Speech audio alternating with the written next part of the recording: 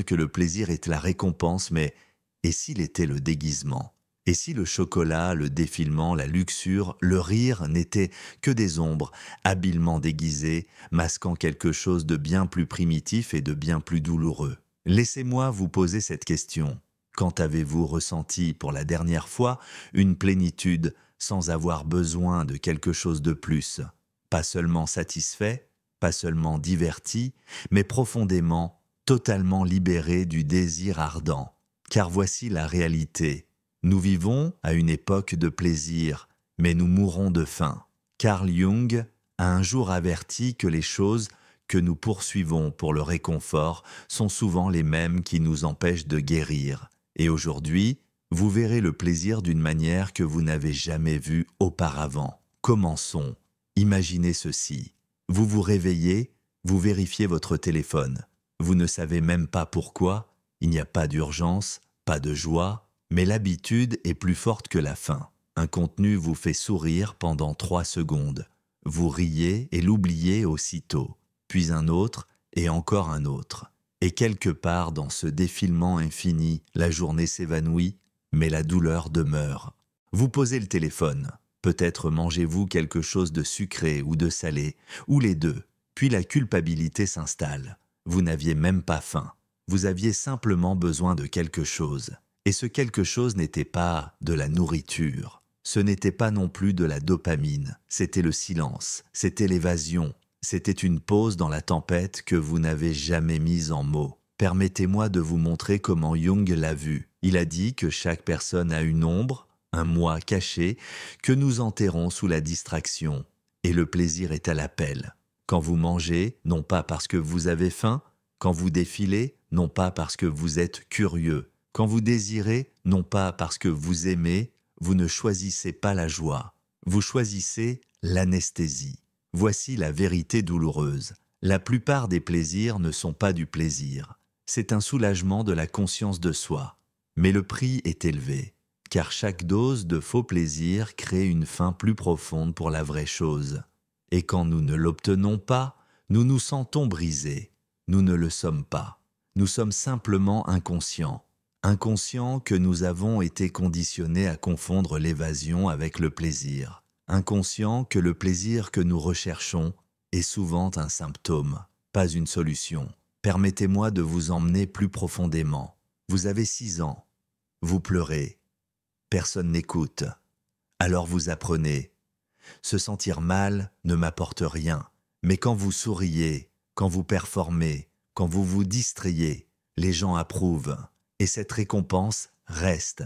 Alors vous la répétez pendant des années jusqu'à l'âge adulte, où votre douleur devient tacite et vos plaisirs deviennent bruyants, plus forts que votre solitude, plus forts que vos peurs, plus forts que l'enfant en vous qui voulait simplement être pris dans les bras. Mais voici ce que la plupart des gens ne réalisent jamais. Le plaisir a une mémoire. Chaque fois que vous l'utilisez pour faire taire la douleur, vous programmez votre corps à craindre l'immobilité. L'immobilité devient insupportable, c'est pourquoi vous ne pouvez pas vous asseoir seul, pourquoi vous avez besoin de musique sous la douche, pourquoi le silence ressemble à une punition. Et Jung le savait. Il a vu comment le plaisir, mal utilisé, devient un ennemi de l'âme. Non pas parce que le plaisir est mal, mais parce que nous l'utilisons mal. Le vrai ennemi est l'évitement qu'il permet. Maintenant, laissez-moi vous montrer le piège. Imaginez une personne marchant dans un désert, poursuivant des mirages. Chaque fois qu'elle court vers un, il disparaît. Mais elle ne s'arrête pas. Elle pense que le prochain sera réel. C'est ce qu'est le plaisir quand il vient sans but. Et voici l'ironie. Le vrai plaisir, celui qui nourrit l'âme, est souvent silencieux. Il n'exige pas. Il ne distrait pas, il n'engourdit pas, il vous élargit, il est dans une conversation profonde, il est dans l'achèvement de quelque chose que vous craigniez, il est dans le réveil en réalisant que vous n'avez plus besoin de la chose qui vous contrôlait autrefois. Mais nous ne désirons pas ce genre parce qu'il n'est pas facile, et pourtant c'est le seul genre qui vaut la peine d'être désiré. Carl Jung a écrit un jour « Les gens feront n'importe quoi ». Peu importe l'absurdité, pour éviter de faire face à leur propre âme. Et le plaisir est la plus belle absurdité que nous ayons jamais inventée. Rembobinons. Vous êtes à nouveau un enfant. Vous tombez et vous égratignez le genou. Ça pique. Vous pleurez. Et quelqu'un dit « Tiens, prends un biscuit. Ne pleure pas. » Ou « Arrête de pleurer. Regarde, il y a un dessin animé. » Ce moment reste avec vous, pas consciemment, mais neurologiquement. Votre cerveau apprend que la douleur égale la punition. Ressentir égale la faiblesse et la solution est le plaisir. Alors, vous grandissez et sans le savoir, vous devenez fluide dans la distraction. Le plaisir devient votre traducteur. Il parle quand vous avez trop peur de dire « je ne vais pas bien ». Il danse quand vous êtes trop fatigué d'admettre « je suis vide ». Il sourit quand tout ce que vous voulez faire, c'est crier. Mais voici ce que personne ne vous dit. Chaque fois que vous remplacez l'émotion par la stimulation, vous perdez un peu plus d'intimité avec votre vrai moi. Carl Jung a averti, quand le monde intérieur est ignoré, le monde extérieur devient plus fort. Et qu'est-ce que le plaisir, sinon la chose la plus forte dans nos vies?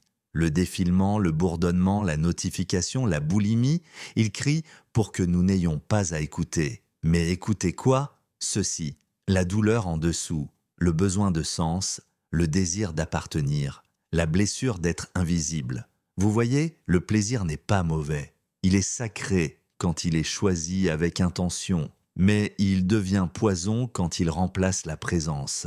Voici le mythe que nous devons détruire. Le plaisir n'est pas la guérison, le plaisir n'est pas la paix, le plaisir n'est pas le pouvoir, le plaisir est un outil, et les outils, mal utilisés, deviennent dangereux. Retournons cela. Pensez à la dernière fois où vous avez retardé la gratification. Vous avez résisté à ce message, à cette envie, à ce clic, et plus tard, vous vous êtes senti fier, paisible. Pourquoi? Parce que la discipline n'est pas seulement le contrôle, c'est la confiance en soi. Et la confiance est le vrai plaisir intense, parce que quand vous vous faites confiance, le plaisir ne vous contrôle plus. Vous le choisissez intentionnellement, pleinement, librement. C'est là que le plaisir redevient beau. Pas une drogue, pas une chaîne, mais une célébration. Maintenant, imaginez ceci. Vous entrez dans une pièce. Il n'y a pas de bruit, pas de téléphone, juste vous. Et au lieu de la panique, vous vous sentez chez vous. Non pas parce que vous avez tout, mais parce que vous êtes tout. C'est ce que Jung entendait par individuation. Devenir entier, non pas par le déni, non pas par l'effort constant, mais par l'intégration. La capacité de ressentir le plaisir sans l'utiliser comme un pansement. La capacité d'apprécier le silence sans le craindre. La capacité d'être avec vous-même et d'aimer qui vous êtes avec. C'est l'objectif. Mais vous ne pouvez pas y arriver en poursuivant des plaisirs sans fin. Vous y arrivez en baissant le volume de vos distractions et en écoutant ce qu'elles couvraient. Carl Jung croyait que nos névroses ne sont pas causées par le traumatisme, mais par notre refus de confronter ce que ce traumatisme a laissé derrière. Et le plaisir, utilisé inconsciemment, garantit que nous ne le confrontons jamais. Le vrai plaisir n'est pas instantané, il est mérité. Le meilleur rire est avec quelqu'un en qui vous avez confiance. Le meilleur repas est après une longue journée d'efforts significatifs. La meilleure connexion est après une conversation où vous avez été vu, pas seulement balayé. Parce que la liberté ne consiste pas à faire ce que vous voulez. Elle consiste à ne pas avoir besoin de le faire. Le vrai plaisir n'est pas le chocolat, pas le téléphone, pas la caresse de l'ego. Le vrai plaisir est le moment où vous réalisez que vous n'avez plus besoin d'être distrait de vous-même. Vous pouvez vous asseoir dans l'immobilité et sourire, non pas parce qu'elle est vide, mais parce qu'elle est pleine, pleine de présence, pleine de vérité, pleine de pouvoir. Vous devenez le genre de personne qui ne poursuit pas l'euphorie parce que vous portez déjà la paix. Et les gens le remarqueront. Ils diront que vous avez changé. Vous parlerez plus lentement, ferez des pauses plus longues, rirez moins fréquemment, mais plus profondément. Et ils demanderont « Pourquoi ne buvez-vous pas autant? Pourquoi n'êtes-vous plus sur les réseaux sociaux? Pourquoi ne répondez-vous pas aux messages immédiatement ?» Et vous sourirez. Parce qu'ils ne comprendront pas que vous n'évitez plus rien. Vous êtes simplement présent. C'est ce qui effraie la plupart des gens. Parce que quand quelqu'un arrête d'avoir besoin du plaisir pour se sentir bien, il devient puissant, incontrôlable, non distrait, non manipulable. Le plaisir ne les attire plus, le marketing ne les hypnotise pas. Les addictions perdent leur croc parce que la présence est revenue. Et la présence est la forme la plus pure de rébellion. Carl Jung a dit un jour « Le privilège d'une vie est de devenir qui vous êtes vraiment. Et qui vous êtes n'est pas un accro à la dopamine. Vous n'êtes pas un paquet d'envie. Vous n'êtes pas un consommateur de sentiments. Vous êtes un créateur de sens. Et le sens n'est pas toujours agréable. En fait, il l'est rarement. Il est exigeant. Il est épuisant. Il est gênant. Mais il est réel. Et il vous nourrira d'une manière que le plaisir n'a jamais pu. Alors la prochaine fois que l'envie frappe, faites une pause, non pas pour la combattre, non pas pour la faire honte, mais pour demander « De quoi ai-je vraiment besoin maintenant ?» Cette question seule peut changer votre vie parce qu'elle brise la boucle. Elle vous remet la plume. Elle vous rappelle que vous n'êtes pas votre faim. Vous êtes celui qui choisit comment la nourrir. Donc, laissez-moi vous laisser avec ceci. Vous ne regarderez plus jamais le plaisir de la même façon. Non pas parce qu'il est mal, mais parce que maintenant, vous le voyez clairement. Vous rirez encore, aimerez encore, apprécierez encore la douceur de la vie, mais vous le ferez avec conscience. Et cette conscience vous protégera contre l'échange de votre paix contre un confort temporaire. Elle rendra votre joie sacrée, vos relations plus pures, vos habitudes plus fortes et votre silence doré. Parce que le plaisir que vous n'avez pas besoin de poursuivre est le seul qui vaut la peine d'avoir. Voici ce qui arrive quand vous cessez de fuir le silence. Au début, c'est terrifiant. Votre esprit panique. Il cherche désespérément quelque chose, n'importe quoi, pour remplir le vide. Mais si vous restez, si vous respirez à travers l'inconfort, quelque chose de miraculeux se produit. Le silence commence à parler. Il vous dit des choses que vous aviez oubliées sur vous-même. Il révèle des rêves que vous aviez enterrés sous des années de bruit. Il vous montre la différence entre qui vous êtes et qui vous pensiez devoir être. C'est là que commence la vraie guérison. Non pas dans le plaisir, mais dans la présence. Non pas dans l'évasion, mais dans l'acceptation. Non pas dans la distraction, mais dans la découverte. Jung savait que nous devons rencontrer notre ombre pour devenir entier. Et votre ombre n'est pas votre côté sombre. C'est tout ce que vous avez rejeté de vous-même, toutes les émotions que vous avez qualifiées de faibles, tous les besoins que vous avez jugés comme étant trop nombreux, toute la vulnérabilité que vous avez cachée derrière des sourires forcés. Quand vous arrêtez d'utiliser le plaisir pour éviter ces parties de vous, elles cessent d'être vos ennemis. Elles deviennent vos guides. Elles vous montrent ce dont vous avez vraiment besoin. Pas plus de stimulation, mais plus de connexion. Pas plus de distraction, mais plus de direction. Pas plus de plaisir vide, mais plus de joie profonde. C'est le paradoxe que la plupart des gens ratent. Plus vous êtes à l'aise avec l'inconfort, plus vous devenez capable de vrai confort. Plus vous pouvez être seul avec vous-même, plus vous devenez disponible pour les autres. Plus vous cessez de poursuivre le plaisir, plus vous devenez capable de le recevoir. Parce que le plaisir qui vient naturellement, sans être forcé, sans être recherché, sans être utilisé comme évasion, c'est le paradis sur terre. C'est la différence entre avoir soif et boire de l'eau salée versus trouver une source fraîche. L'un vous laisse plus assoiffé qu'avant, l'autre vous satisfait complètement. Alors maintenant, vous avez le choix. Vous pouvez retourner aux anciens schémas, aux vieilles distractions, aux plaisirs qui promettent tout et ne livrent rien. Ou vous pouvez faire le travail le plus difficile et le plus gratifiant de votre vie. Apprendre à être présent avec vous-même. Ce n'est pas facile. Cela demande du courage. Mais c'est le seul chemin vers la liberté véritable. La liberté d'être qui vous êtes vraiment, sans avoir besoin de vous cacher derrière des plaisirs qui ne vous servent pas. Le plaisir que vous ne poursuivez pas vous trouvera. La joie que vous ne forcez pas coulera naturellement. La paix que vous ne négociez pas deviendra votre état naturel. C'est la promesse de ce travail. Non pas une vie sans plaisir, mais une vie où le plaisir a sa vraie place, où il célèbre au lieu de cacher, où il amplifie au lieu d'engourdir, où il connecte au lieu de séparer. Vous méritez cette vie, vous méritez cette liberté, vous méritez cette paix. Voici donc votre invitation, non pas à abandonner le plaisir, mais à le libérer de son fardeau, à cesser de lui demander d'être votre thérapeute, votre parent, votre refuge, à le laisser redevenir ce qu'il était censé être, une célébration de la vie, pas une évasion de celle-ci. Commencez petit. La prochaine fois que vous ressentez l'envie de prendre votre téléphone sans raison, arrêtez-vous. Posez-vous la question, qu'est-ce que j'évite en ce moment? Ne jugez pas la réponse, accueillez-la simplement. La prochaine fois que vous vous dirigez vers le réfrigérateur sans faim, faites une pause, demandez-vous, de quoi ai-je vraiment faim? Peut-être est-ce de connexion, peut-être est-ce de repos, peut-être est-ce simplement d'être vu et compris. La prochaine fois que vous vous trouvez à faire défiler sans fin, arrêtez le mouvement, regardez autour de vous, remarquez votre respiration, sentez vos pieds sur le sol.